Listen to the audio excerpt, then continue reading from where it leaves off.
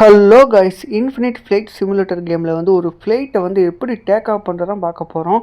So இப்போ பார்த்தீங்கன்னா ground சர்வீஸ்னு ரைட்ஸில் ஒரு பட்டன் இருக்குது. அதை தொட்டிங்கன்னா PAXன்னு இருக்கும். அதை தொட்டிங்கன்னா நம்ம இந்த ஏணிப்படி வந்து அப்படியே மூவ் ஆகும். ஸோ இதில் பேசஞ்சர் ஏறுவாங்க இறங்குவாங்க. ஸோ அதை வந்து நம்ம ஃபஸ்ட்டு வந்து கிளியர் பண்ணணும். இது பார்த்துக்கோங்க எவ்வளோ மெதுவாக அப்படி பின்னாடி போய்கிட்டு இருக்குன்னு. அடுத்த ஸ்டெப் என்ன தெரியுமா பண்ணணும், சிஸ்டமில் வந்து நம்ம பேசஞ்சரை வந்து சீட் பெல்ட் போட வைக்கணும். அதுலேயே சிஸ்டம் தொட்டிங்கன்னா பேசஞ்சர்னு வரும். அதில் பார்த்திங்கன்னா இந்த ஆப்ஷன் இருக்கும், அதை பண்ணிக்கணும்.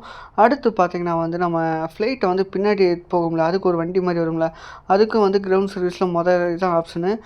எனக்கு வந்து இதில் வந்து தேவையில்லை, ஏன்னா எனக்கு வந்து ரன்வே வந்து முன்னாடியே இருக்குது. நான் அப்படியே ஃப்ரண்ட்லேயே நான் போய்க்கலாம். உங்களுக்கு அப்படி இருந்தீங்கன்னா இந்த ஆப்ஷனை தொட்டு நீங்கள் வந்து ஃப்ளைட்டை வந்து பின்னாடி கொண்டு போய்க்கலாம். இது நம்ம ஆட்டோமேட்டிக்காகவும் பண்ணலாம், நம்மளும் பண்ணலாம் மேனுவலாகவும். ஸோ அடுத்த இது வந்து நம்ம வந்து இன்ஜினை ஸ்டார்ட் பண்ணணும்.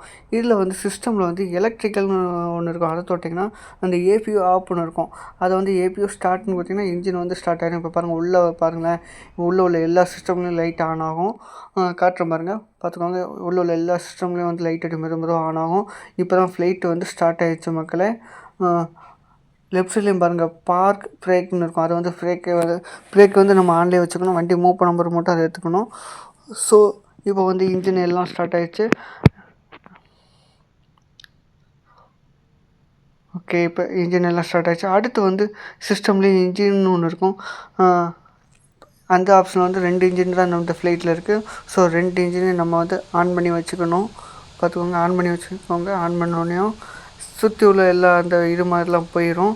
ஸோ இப்போ 2 இன்ஜின் எப்படி சுற்றுறோம் பார்த்துக்கோங்க. உங்களுக்கு தெளிவாக தெரியுதான்னு தெரியல, ஆனால் நான் சுற்றுறேன். இப்போ நம்ம வந்து லெஃப்ட் சைடில் வந்து பவர்னு இருக்கும், PWRன்னு அப்படின்னு ஒன்று இருக்கும். அதான் பவரு. அதை தொட்டிங்கன்னா அப்படியே மேலே தூக்கிங்கன்னா வண்டி முன்னாடி போகும்.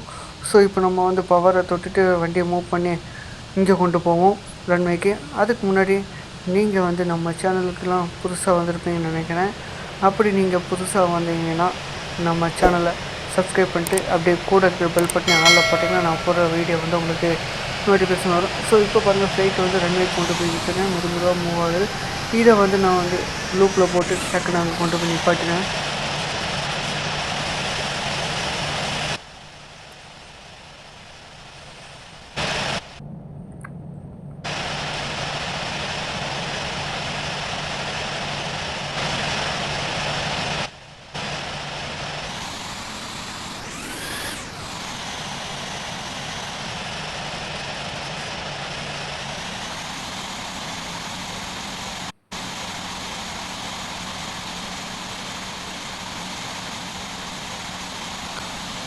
ஸோ இப்போ ஃப்ளைட்டில் ரன்வே கொண்டு வந்து ஒரு திருப்பி நிப்பாட்டினா இப்போ வந்து நம்ம ஃப்ளைட் வந்து டேக் ஆஃப் பண்ண போகிறோம்.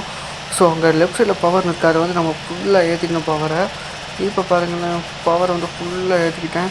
அப்படின்னா தான் வண்டி நல்லா பறக்க யூஸ் ஆகும். இப்போ பவரை வந்து நீங்கள் ஃபுல்லாக ஏற்றிக்கோங்க. லெஃப்ட் சைடு காட்டும் பாருங்கள், அது பவரை ஃபுல்லாக ஏற்றிக்கோங்க. ஃப்ளைட்டு ஓரளவு ஸ்பீடாக போனக்காவது அப்படி நீங்கள் மேலே போய்க்கணும்.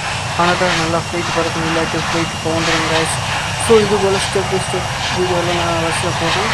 ஸோ மறக்காமல் நம்ம சேனலை சப்ஸ்கிரைப் பண்ணி வீடியோ கூட லைக் மாட்டேங்குது.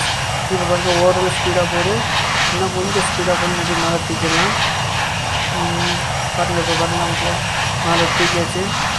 ஸோ மேலே தூக்கியாச்சு. மேலே போனோடனே அந்த டயர் இருக்குது, அதை வந்து எப்படி தூக்கணும்னா லெஃப்ட் சைடில் கியர் இருக்கும், அதான் டயரை வந்து மேலே தூக்கும். இப்போ வந்து கொஞ்சம் இன்னும் கொஞ்சம் ஹைட்டாக போனதுக்கப்புறம் ஸோ நம்ம வந்து கியரை தொட்டோம்னா டயர் வந்து உள்ளே போயிருங்க.